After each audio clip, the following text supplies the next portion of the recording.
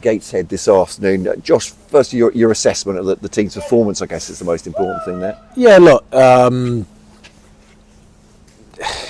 we got beat by the better side. Gateshead are a very good team.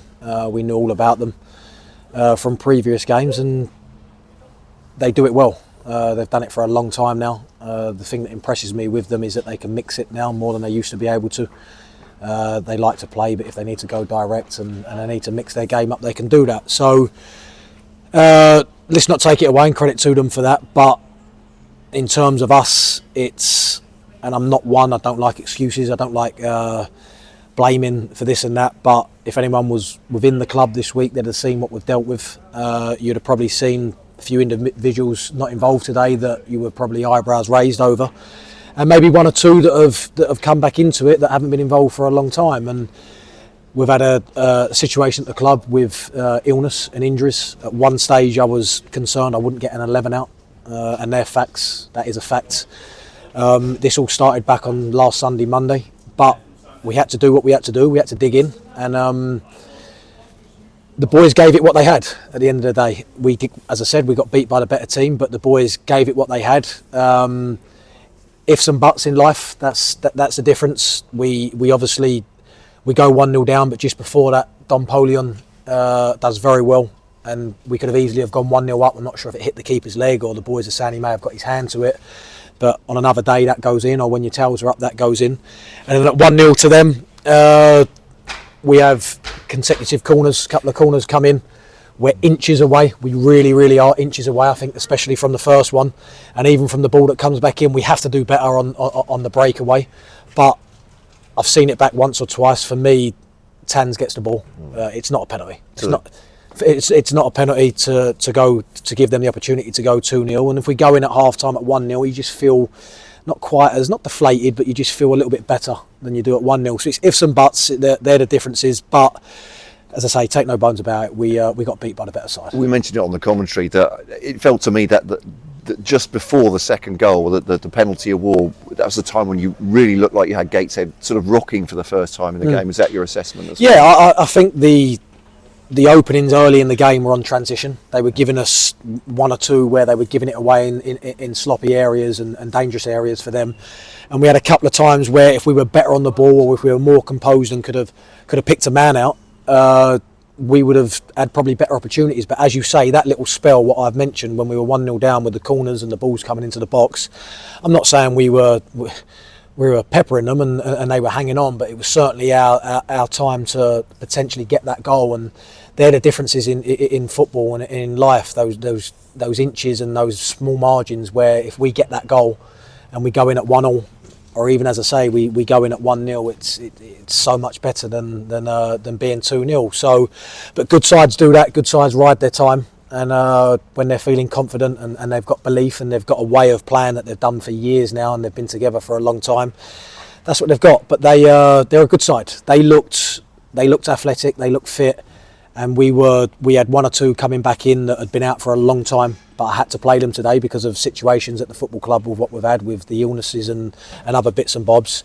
And we looked leggy at times and we were carrying the week with us, but I can't fault the boys' effort and the endeavour. So in some ways, it's hard for you to assess this almost as a performance and a result because of what you were coping with coming into it. I mean, because as a manager, I guess your first two games, you're looking for players to impress, looking how you might go forward. Of course, me and my assistant David Kerslake have just said in there then, the one thing for sure is that we'll be a lot stronger than this in terms of bodies, in terms of fitness, in terms of power, because we'll have more boys coming back, boys feeling better in themselves. Like, just as an example, Alex, he was struggling from minute one, but I had to play Alex today in the middle of the park, and he was at half time, he was breathing, he was coughing, but there was plenty of them out there like that, and I had a bench filled with it as well, but they knew they had to come on, so it was difficult. And I've got a handful at home still, maybe even more laying in bed that aren't quite well or weren't right for the game today, I should say, on top of the injuries. So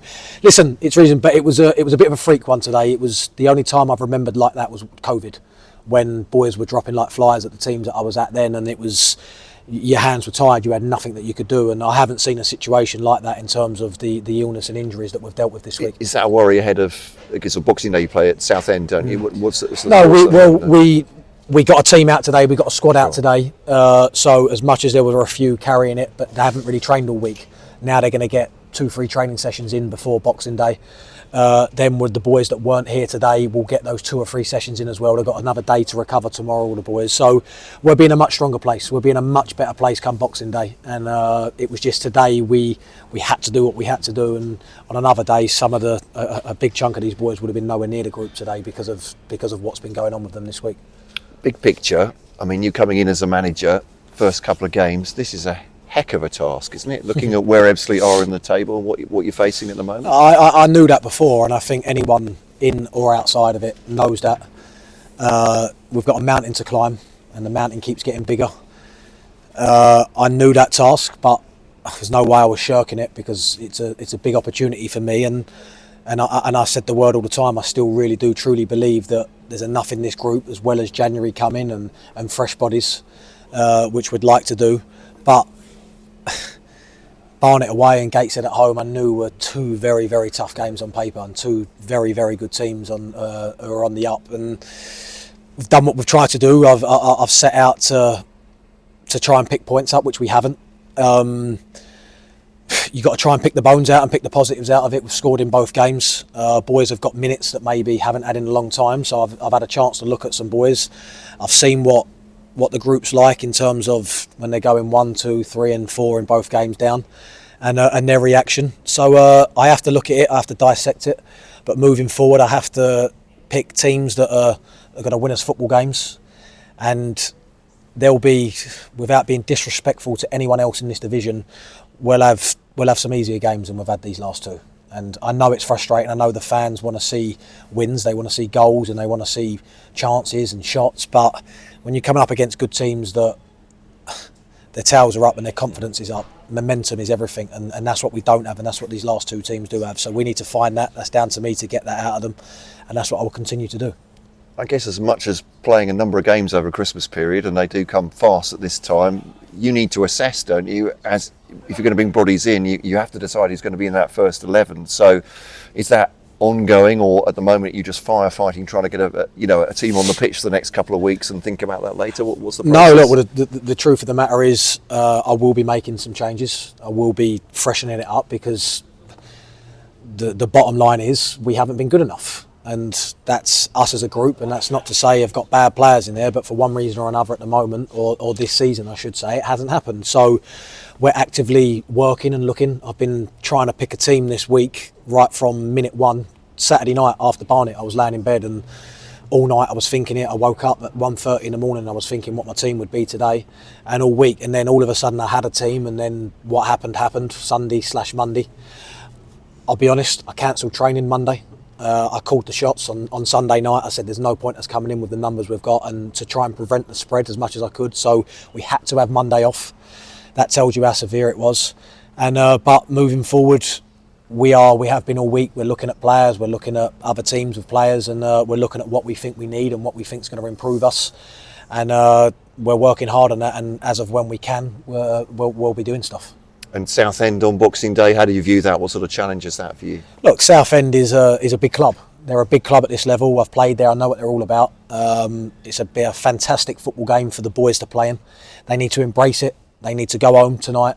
They need to recover. They need to think about themselves, think about the team, think about what they could have done better, and maybe what they did well. And then they need to get their heads on what's a fantastic football game in terms of where we're going to be a big crowd. It's a proper football stadium, as I describe it, and a proper club. But it's a game that could be the one to kickstart our season. It could be the one that really gets the boys going. Boxing Day, that family feel, that Christmas type feel in the air, and I love playing on Boxing Day. I've always loved it. And I've got a good record on Boxing Day, and I'm sure the boys will be fully focused on it. What will be a tough game? They will be a tough game. They'll probably be a little bit more direct than what we've seen over the last 2. But it's one that we're going to have to roll our sleeves up, dig in. We're going to have to fight and scrap. And hopefully we can put in that side of the game, but also with quality as well, and go there and get a result. And just again, big picture, we saw the statement when you were announced as manager, and it said Josh Wright is our manager going forward. what does that mean? Are you basically, you are the manager and you're taking this on and you're contracted in that way? Yeah, Yeah. I'm the new manager of Ebbsfleet. Yeah, Just wanted to make absolutely sure there's no doubt about that. I'm the new manager of Ebbsfleet with a contract going, and that's me, that's us. And I said it last week, I said it in the week, I'll say it again, I'll reiterate it.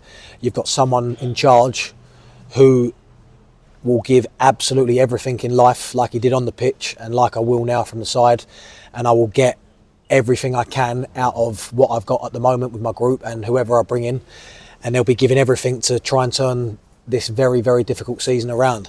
I know how big the challenge is, I know how difficult it looks from the fans' point of view, I know how frustrating it is, I know how gutting it is. I feel sick with what's going on at the moment, but we are working tirelessly and we will continue to do so, and I strongly believe I will turn this around to get Ebbsfleet United back on the up, and we'll see where that takes us. We wish you every good fortune. Josh, thank you so much for joining us live on the programme today.